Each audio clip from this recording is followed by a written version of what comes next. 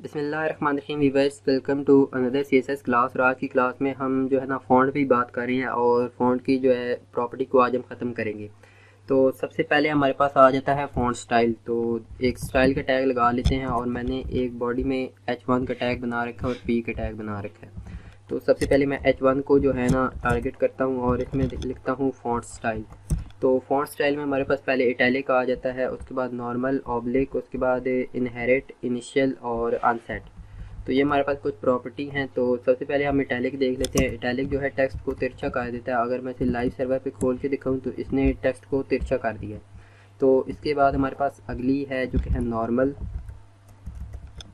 तो normal text normal ही रहता है, जो कि अगर आपने इटैलिक ऊपर की किया हो, एक प्रॉपर्टी में आपने पूरी बॉडी को इटैलिक दिया हो, तो आपको अगर H1 को नॉर्मल करना है तो आप इस तरीके से कर सकते हैं। तो इसके बाद हमारे पास आता है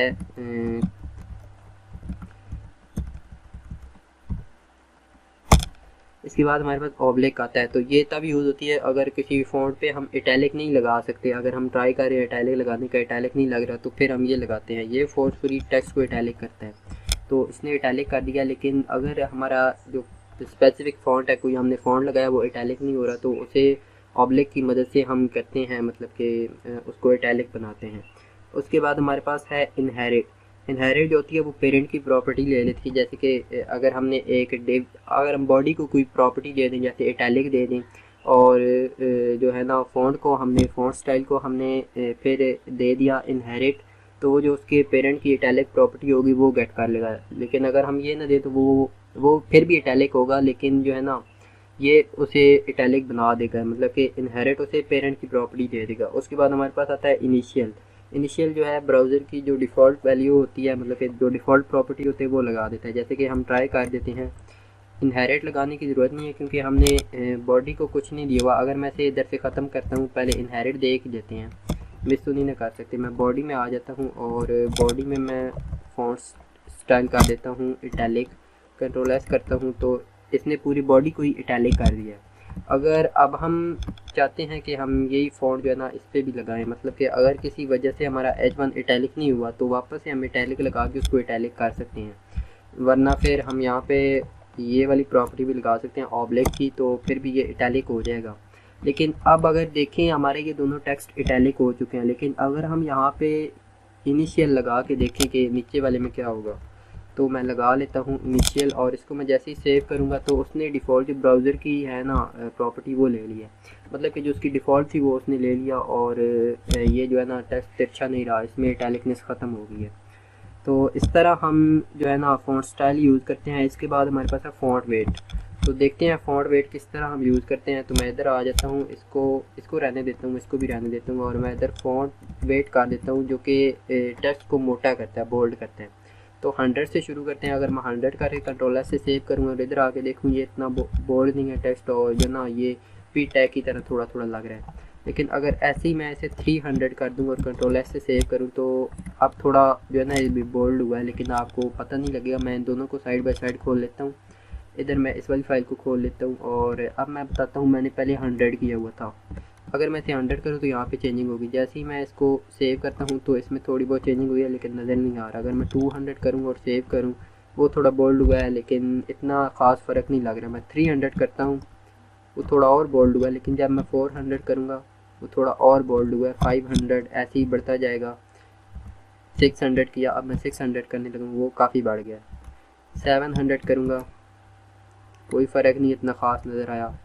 तो 800, कोई नहीं। 900, आई थिंक हमारे पास लास्ट जो 900 होता है। अगर मैं इधर आके आपको दिखा भी दूँ कि जो लास्ट हमारे पास है वो हमारे पास 900 है। इसके अलावा हम इनको बोल्ड, बोल्डर और लाइट भी कर सकते हैं। अगर मैं बोल्डर कर दूँ तो वो 900 लेगा, और अगर मैं पीछे आके मैं इसे कर दूँ नॉर्मल, तो ये 400 लेगा।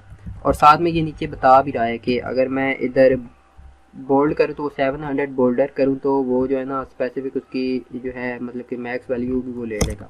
बोल्डर करके कंट्रोल एस करता हूँ तो वो बोल्ड और बोल्डर में इतना ख़ास फ़र्क नहीं हमें नज़र आता। उसके बाद हमारे पास है लाइन हाइट। लाइन हाइट हम पी टैग में ट्राई करते हैं। लाइन हाइट बेसिकली ये होता है कि जो है ना हमारे टेक्स्ट को लाइन की हाइट देने के लिए इस्तेमाल होता है, मतलब कि टेक्स्ट के दरमियान जो लाइन है उसमें हाइट देने के लिए। अगर मैं इधर कर दूँ लाइन हाइट और इसको मैं नॉर्मल कर दूँ, कंट्रोल एस करूँ तो वो अब नॉर्मल है। लेकिन अब मैं इसे पिक्सल में दूँ तो मैं अगर इसे 10 पिक्सल, अगर मैं इसे 1 पिक्सल कर देता हूँ ना और मैं इसे सेव करता हूँ तो ये बिल्कुल साथ हो जाएंगे, एक दूसरे के साथ हो जाएंगे। जैसे ही मैं सेव के वो एक दूसरे के ऊपर आ रहे हैं। लेकिन जैसे ही मैं 10 करता हूँ, कंट्रोल एस करता हूँ, तो उनमें थोड़ा सा गैप आया। अगर मैं इसे जूम करूँ कंट्रोल प्लस से तो ये हमारे पास थोड़ा सा गैप आया। लेकिन अगर मैं इसे 50 कर दूँ, कंट्रोल एस करूँ, तो ये इतना आ गया। बेसिकली हम इसको ऐसे यूज़ करते हैं कि मतलब कि हमारे पास फ़ॉन्ट है, हमने अगर इसको फ़ॉन्ट साइज़ दिया हुआ है ना, फ़ॉन्ट साइज़ हमने इसको 15 पिक्सल दिए हुआ, तब हम इसे 15 यूज़ कर सकते हैं ताकि ना इक्वल स्पेस आ जाए। अगर मैं इसे कर दूँ 25 पिक्सल और इसको मैं सेव करूँ तो अब हमें वो इतना अच्छा नज़र नहीं आ रहा। लेकिन यहाँ पे मैं अगर 25 पिक्सल कर दूँ और अब मैं सेव करूँ तो अब ये ना इक्वल स्पेस खा रहे हैं। तो हम ऐसे करते हैं कि हम फ़ॉन्ट साइज़ के बराबर दे देते हैं। मतलब कि अगर हमने फ़ॉन्ट साइज़ दिया हुआ है 30 पिक्सल तो हम उसे लाइन हाइट भी 30 पिक्सल दे देंगे ताकि ना स्पेस इक्वल हो सके। अगर मैं इधर 30 कर दूँगा अब तो ये हमें थोड़ा सा गैप ज़्यादा नज़र आएगा यहाँ पे। लेकिन अगर जैसे ही मैं यहाँ पे 30 करूँगा तो हमें पता चल जाएगा कि अब ये दोनों में फ़ॉन्ट साइज़ भी 30 हो गया और उसके साथ हमारे पास जो है ना लाइन हाइट भी 30 हो गया।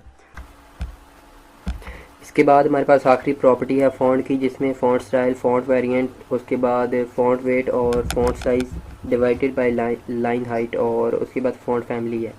तो इसको आप CSS में, मतलब कि इसको आप गूगल पे कहीं भी सर्च कर सकते हैं फ़ॉन्ट शॉर्ट हैंड। तो जैसे ही आप फ़ॉन्ट शॉर्ट हैंड लिखेंगे तो वो आपको इसकी सारी डिटेल बता देगा। तो हम फ़ॉन्ट यूज़ कर लेते हैं यहाँ पे। तो मैं यहाँ पे लगाता हूँ फ़ॉन्ट और उसके बाद FONT फ़ॉन्ट। उसके बाद हम इसमें इसका सबसे पहले फ़ॉन्ट स्टाइल डाल देते हैं, जो कि हमारे पास है फ़ॉन्ट स्टाइल इटैलिक।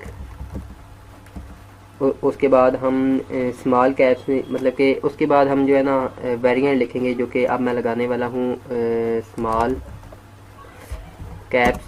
तो ये भी आप देख लेंगे कि ये क्या होता है। इसके बाद हम इसको देते हैं फ़ॉन्ट वेट। मैं इसे दे देता हूँ बोल्ड का फ़ॉन्ट वेट दे देता हूँ। इसके बाद हमारे पास है फ़ॉन्ट साइज़ हम दे देते हैं 12 पिक्सल। और इसके बाद हमारे पास है फ़ॉन्ट लाइन हाइट है हमारे पास। फ़ॉन्ट साइज़ के साथ हमारे पास लाइन हाइट होती है, लेकिन इसे हम डिवाइड का साइन लगा के तब लिखते हैं। अगर मैं 12 पिक्सल अब लिखूँ तो आपको पता लग जाएगा। इसके बाद हमारे पास आता है फ़ॉन्ट फैमिली में मैं पॉपिन करके एक मैंने फ़ॉन्ट जो है ना इंस्टॉल किया हुआ फ़ोन अपने ये लैपटॉप में। तो मैं अगर पॉपिन लिख के इसको अब मैं सेव करता हूँ तो वो हमारा चेंज हो जाएगा। तो इसने क्या किया, मैं इसे अगर प्लस करता हूँ तो आपको पता लगेगा। इसने सबसे पहले लिया इटैलिक, इसने इसको इटैलिक कर दिया। उसके बाद इसने स्मॉल कैप्स किया कि जो पहला वर्ड होगा ना वो बड़ा हो जाएगा, लेकिन सारे जो है ना ये जो है ना स्मॉल कैप्स में नहीं आएंगे, लेकिन ये जो बाकी वर्ड हैं वो स्मॉल कैप्स में आ जाएंगे। उसके बाद हमारे पास इसने दिया बोल्ड, टेक्स्ट को बोल्ड किया। उसके बाद इसने फ़ॉन्ट दिया और फ़ॉन्ट साइज़ दिया। उसके बाद उसने लाइन हाइट दिया। लेकिन ये लाइन हाइट इतनी अच्छी मुझे नहीं लग रही, मैं इसमें 15 का जो है ना वेट कर देता हूँ और अब मैं इसे सेव करता हूँ। तो इसने अब जो है ना लाइन हाइट थोड़ी ज़्यादा कर लिया। इसके बाद हम आखिर पे जो है ना देते हैं फ़ॉन्ट फैमिली। तो फ़ॉन्ट फैमिली में मैंने पॉपिन करके दे दिया। अब मैं अगर इसको बोल्ड को मैं नॉर्मल कर दूँ तो आपको ज़्यादा अच्छे से समझ आएगी। अब मैंने इसे नॉर्मल किया तो ये नॉर्मल हो गया। तो इस तरह हम फ़ॉन्ट शॉर्टन प्रॉपर्टी लिखते हैं। तो इसके साथ हमारी जो फ़ॉन्ट की प्रॉपर्टी है वो ख़त्म हो गई है। होप आपको समझ आई होगी। मिलते हैं नेक्स्ट वीडियो में, तब तक के लिए अल्लाह हाफ़िज़।